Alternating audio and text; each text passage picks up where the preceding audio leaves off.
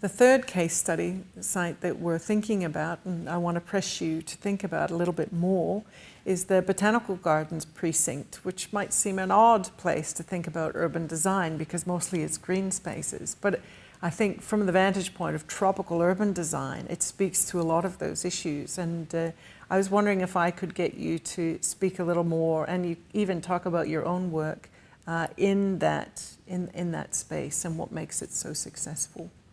So I work out at the Tanks Arts Centre in Collins Avenue, Edge Hill, which is part of the Botanic Gardens precinct. The Tanks is a repurposed World War II fuel storage facility. So it was built by the American military prior to World War II, hidden away from impending bombing attacks in the hills, and fully camouflaged.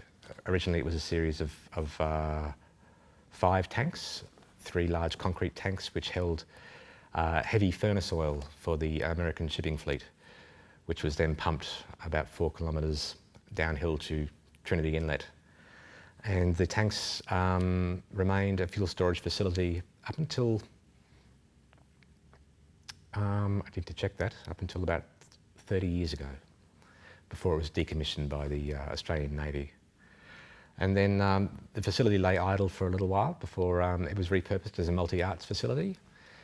The precinct has really grown slowly at first over the last 20 years, but certainly in the last 10 years, it's been a major focus for council as developing a creative hub in this particular space. It's a multi-arts facility which focuses as a contemporary music venue. Started to introduce more theatre,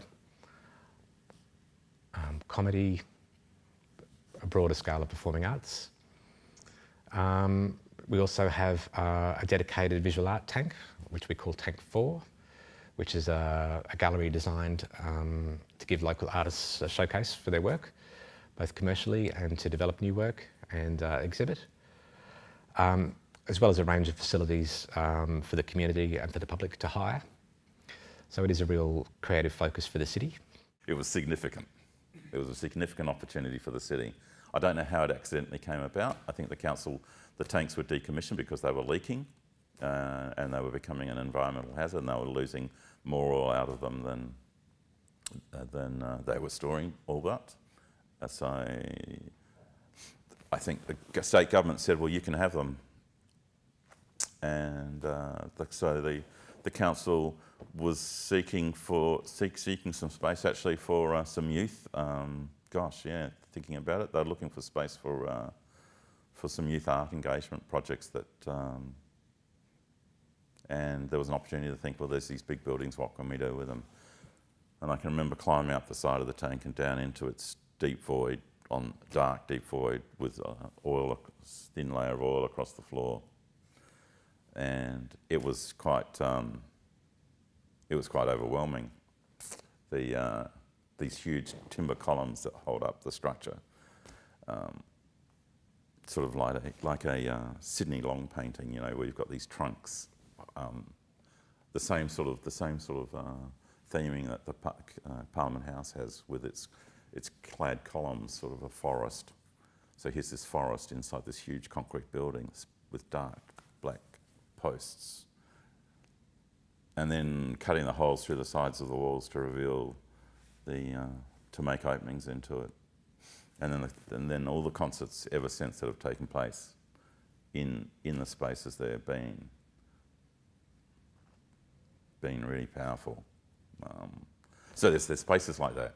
There's the tanks precinct, the 3 tanks which have all their own little stories, and how it sits into the landscape. And it tells a really interesting story about the tropics. I've talked before about how easy it is for things to grow in the tropics. And the great thing about the Tanks Art Centre is there's this huge concrete structure and the concrete walls that surround it, which is now, if you leave anything long more than a few years in the tropics, it gets overtaken by the landscape. And the tanks is a managed way of seeing the rainforest take back over concrete structures. Well, look. I think that's another really good precinct and sort of attraction for Cairns. You've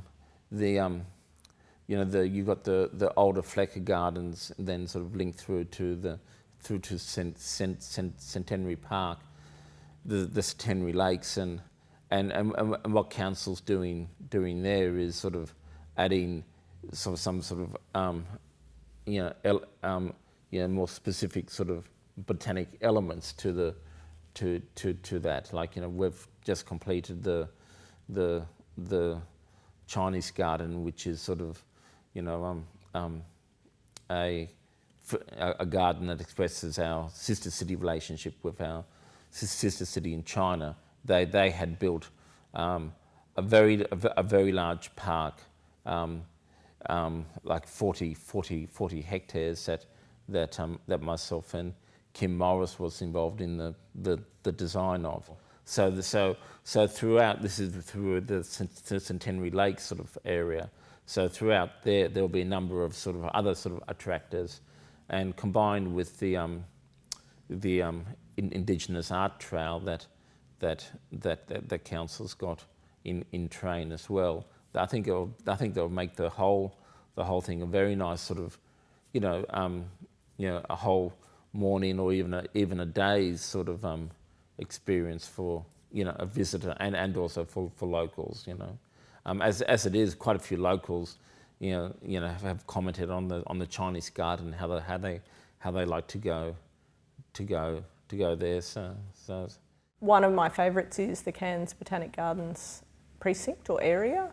I like it because it's got great diversity in it. It's got great age to it as far as Cairns is concerned. It is a spine that you can walk along that takes you, a kilometre in an area on the edge of town in Edge Hill, and it's very beautiful, and it showcases a variety of colour and plants and shade, and you can really get a feel for the sense of the landscape and the tropics when you're there. You're on an edge of a hill, you get a sense of that at the same time. It's quite an exciting place to go to. The Botanic Gardens itself, which is a completely mannered and manicured tropical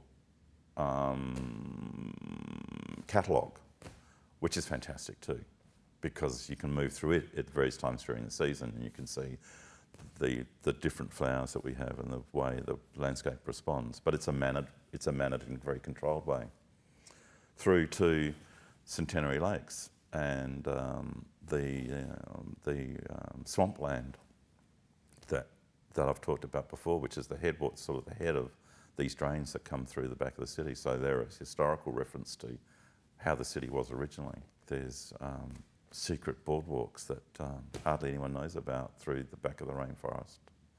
There's Chinese gardens because the history of that precinct was really important to the development of Cairns, with the Chinese labouring and farmers who used the area significantly for vegetable patches and gardens, and so there's references to that. And then down to sporting fields at the very end of that whole precinct. So it's a really large piece of landscape, it's a really large piece of dirt that sits in the landscape, and it goes from this completely uncontrolled space to managed space. It's a precinct. You don't just have one thing there, you've got probably 10 or 15 things there that bring not just people at different times of the day, but different kinds of people, and you do different things, and it can be for mums with kids, it can be for grandparents, it's got something for everybody. So we obviously have the Botanic Gardens, which comes with it the tanks, and with the tanks comes the red, blue and now the green arrow, which gives you a range of edges, including a ridge now. So we've got something different to access. You can expand out from there, and there's Collins Avenue itself, which is actually quite spectacular in that it used to be a straight road. Well, if you go back to the first photos of it, it was quite a narrow single track with old, Model T Fords on it. It became quite a wide functional street with the sole purpose of getting traffic in and out. Then it was boulevarded, which which made it windy and landscaped, and all of a sudden the function of the road was participating in the space. And it's a place now that makes me go out of my way to drive down it, and I delight in taking visitors from the airport up Collins Avenue as the start. And you go past almost a snapshot of the minuscule things that is Cairns in terms of being tropical, even down to the tropical architecture of some of the buildings and the tropical history of World War II. So in one tiny little bit, you've got a great amount, but then you expand out again and you get Edge Hill, which has cafes and restaurants, which can be the same but different. And it's operating from 6:30 in the morning till 10 o'clock at night. It brings with it yoga studios and art galleries, and it brings with it people. It's got a vibrancy. Well, we, again, a project where we've been asked to work under a landscape architect, which I always find not just challenging, but also very exciting. Council, I think, had in mind to realign the road, but didn't really quite know what they were doing and where it should go. So again, I think where we started was really mapping quite a lot of detail where the big trees were, where any other scrubs were that were important, what our levels were, and then we just tried to find the best path for a new road that can be constructed without destroying the whole park that was there already. The road used to just go straight past the Botanic Garden, the tanks where the markets are now. So that long pedestrianised area that leads up to the visitor centre used to be the old road. And it really didn't give the tanks a lot of space to breathe. It was quite crowded and there wasn't enough room, and it was just a straight road. So I think where we were coming from is we really wanted to give even a driver an experience arriving there knowing that they're not in a sort of normal suburban precinct anymore, but they're now entering a botanic garden. So we slowed down the traffic and we made the road quite windy, mainly because you had to keep all those trees, but also because it's just a much better experience for anyone arriving at a place like this. And it also gave the tanks a lot more space and a lot more area that can now be developed or be looked at. It was quite controversial when the urban planning around the reorganisation of the road occurred through Collins Avenue, but I actually think that it's created quite a special place in Cairns that's not dominated by traffic because of the nature of how the road is organised and how the parking is controlled and how the vegetation comes up very close to the road, and you can experience that when you're walking along it. So I think there's probably a lot of untapped potential for Cairns from a tourism perspective to open up that area more. And the Red Arrow, to be able to walk up the Red Arrow and actually go out and have a look at the planes taking off and landing and get a beautiful aerial view of Cairns. Views of the city was actually something that came out in my research from the people who were making decisions about Cairns' perspective. They were really interested, a lot of them were saying, most cities in the world have a place where you can go to look out over the city. And a lot of tourists want that, and I think actually a lot of locals like that as well. So the Red Arrow presents that opportunity, but I wouldn't say that a lot of the tourists know that that's there. I think one of the things that we need to create in our cities or move away from is homogenous architectural types, because that creates visual boredom, right? So one of the good things about the tanks area is that it has visual interest and there's difference. So I have no problem with the fact that the Botanic Gardens Visitor Centre is a completely different piece of architecture to the tanks. And I think that's what actually makes it interesting, because you move from one to the other, and then down the street further, as you move towards Edge Hill, you get the kind of vernacular timber Queensland architecture. And I must say, I think also to Charles Wright's visitor centre is a fabulous structure there. That's really sort of, something that's quite breathtakingly interesting, and how that sort of mirrored building, disappears into the landscape because it reflects it. I'd have to say that probably the Botanical Gardens would be my absolute favourite, one of my absolute favourite places to be in Cairns. I just love the massive leaves and the beautiful big flowers and the grassy areas where you can just lie down and relax and feel cool in that tropical lush vegetation, but also experience that fantastic visitor centre, because I just love it. I just love the avant-garde style design, and it just feels like we're in a really funky kind of place.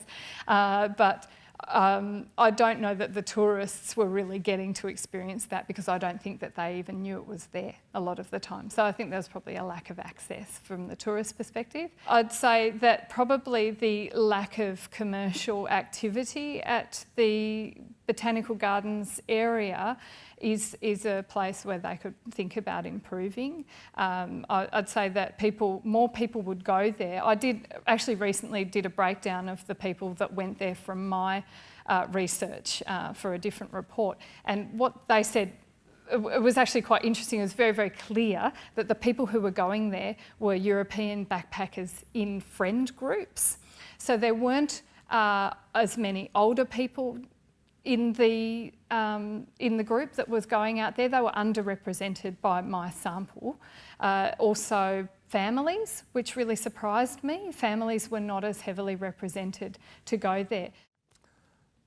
The Botanic Gardens, which is a much vaster space and a much more landscape integrated space, again, takes that same story about managing the way we see the landscape and really dramatises it. There's places to discover, and it can be quite surprising as well as quite peaceful. The tanks creates a lot of surprising spaces that you discover that are quite fun, and I don't know if those inner city spaces do that to the same degree. So that's one of the things about the kind of tanks and the Botanic Gardens area that I really like.